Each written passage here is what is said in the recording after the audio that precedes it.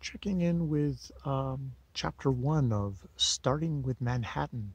Uh, Starting with Manhattan and the Battle of FDR Drive. This is actually, I guess, it's almost really like chapter two of We Became the City by N.K.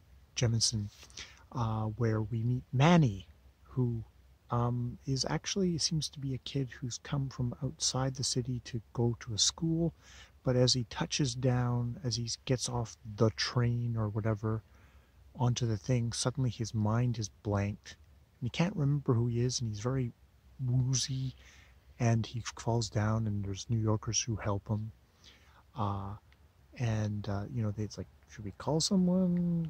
Do we need to? And it's like, no. And he makes up a name for himself because he looks up and he sees something. He says, "Oh, I'm Manny," and it's like, actually, it's a name. What did they say? It's a name that women would sometimes take in an earlier age, but not men. And he wouldn't say it, but he takes the name Manhattan, or Manny for short, and he realizes he needs to get to FDR Drive. Some part of him knows that he needs to get to the FDR Parkway or whatever.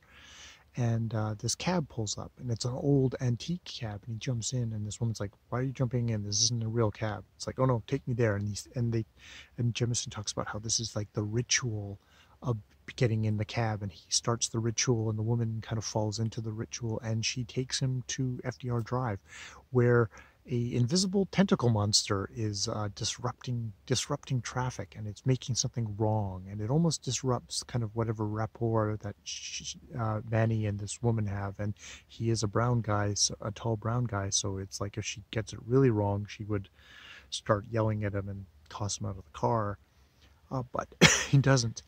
And like everything stopped, and he goes over to an Indian woman and says, "Can I have your umbrella? I'm gonna borrow your umbrella. I'm gonna fix whatever's wrong." And she's like, "Well, I usually just use it to hit people." "Fine, sure, you can have it."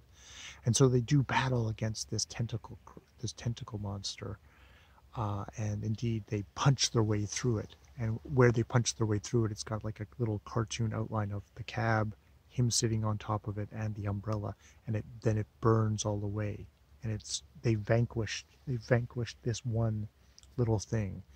And he feels like suddenly he is like a part of the city. He can feel Manhattan. He's like a part of it.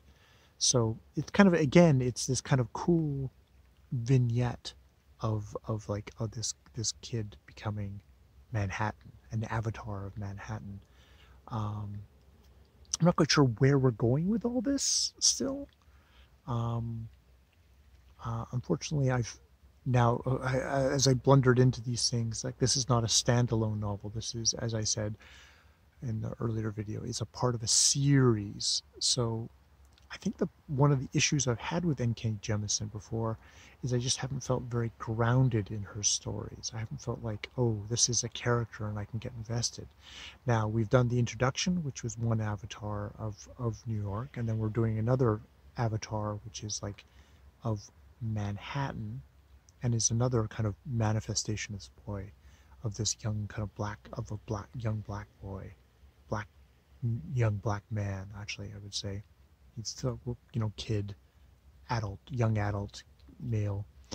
And it's like, I don't know if I'm getting like a connection with the characters, which is like, that might just be an orientation of the author. It's like, that's not what I'm interested in, but I find that characters are I'm interested in.